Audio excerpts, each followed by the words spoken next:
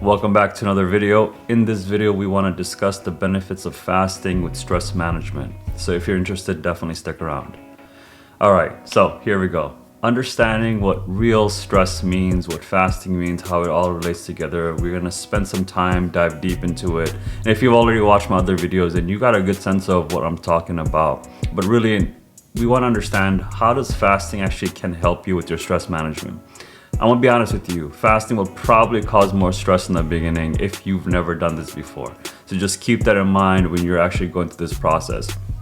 Let's first understand what fasting is and how it sort of relates to alpha and in general you, right?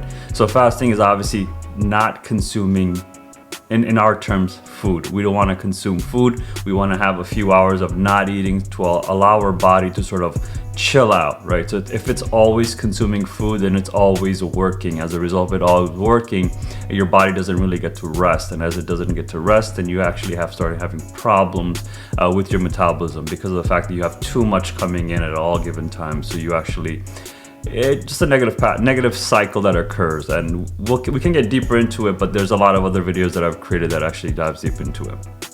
But for this specific example, we want to talk about the fact that when you are fasting, and let's just say you get over the hump of you getting hangry and you just not realizing that you don't want to do this.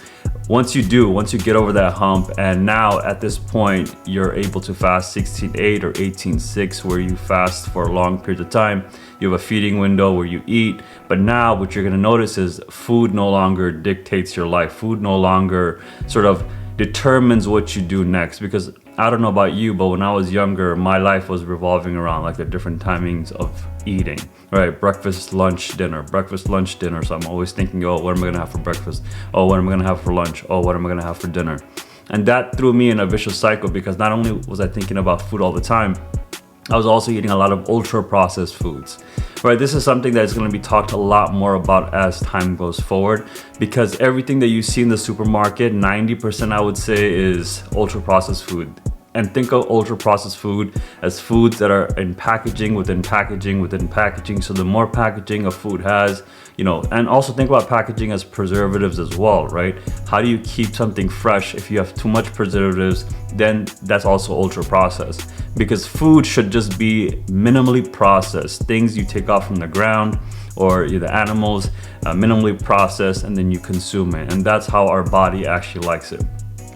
What most people are not realizing is that since we're so obsessed with machines, computers, technology, we're technically wanting to become one. All the food that we eat are engineered chemicals, engineered substances that we're putting inside our body, that our body is just like, okay, what is this? It looks similar to something that we're used to, but we're putting it in there and it's gonna cause some problems. Just know that is the situation. So if you are going to be fasting, in the beginning, yes, you will be a little stressed out because your body's gonna be fighting you, your mind's gonna be fighting you to be like, hey, why aren't you eating? Why aren't you eating? Why aren't you eating? And then when you are about to eat, oh, why aren't you eating more of that ultra processed yummy goodness, right? So much sugar there that's gonna allow you to feel good inside, but in reality, it makes you feel like shit afterwards.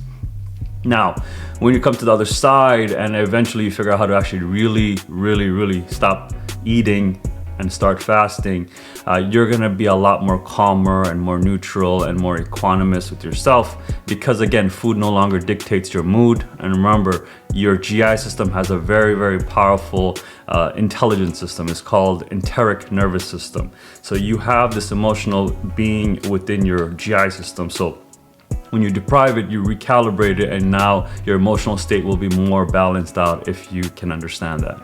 Now, hopefully that made sense to you, and just understanding that in general, fasting has some positive benefits. Overall though, don't overdo it, because if you do, then you're not fasting, you're actually in starvation, and starvation is worse because now your body's going to try to figure out how to sort of maintain you at all costs.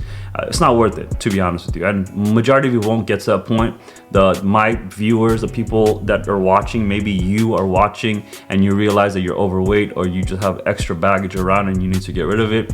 Fasting is an amazing tool for you to start using that energy that's within you. Remember, when I look at you and I see extra poundages everywhere, I'm not seeing that as like fat, I'm seeing it as fuel. You're just storing fuel for a rainy day that will never come.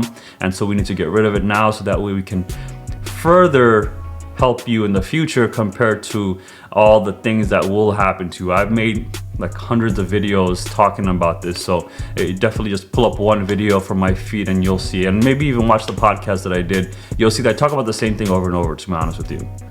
Nothing original, nothing novel. I'm not blowing up everyone's mind. It's literally simple, but to a point where it gets complicated because we as humans just love to do that type of stuff. With that being said, guys, hopefully you found value in this video. If you did, give me a like.